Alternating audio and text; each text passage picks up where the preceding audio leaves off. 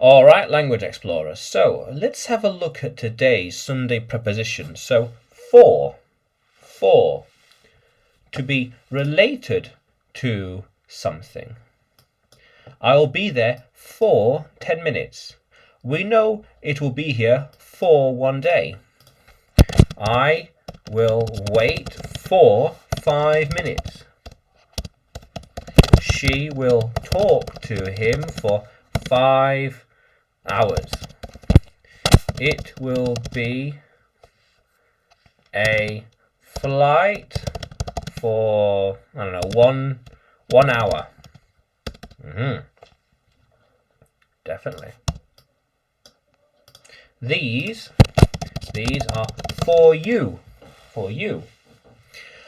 I went there for her. She did it for me. She did it for me. I climbed the mountain for them. Definitely. She was talking with me for her sister.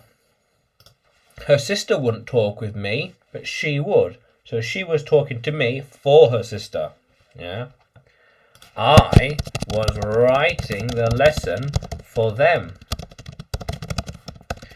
I am recording the video for her. How cool is that, language explorers? We talked with her for a while. Yeah.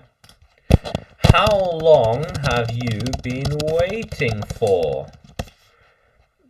I've waited for a long time.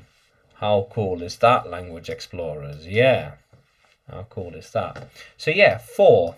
Yeah. Now, can you use for in a sentence? Can you write it in the comments below? And like the video, subscribe to the channel, more videos to come, more lessons to come.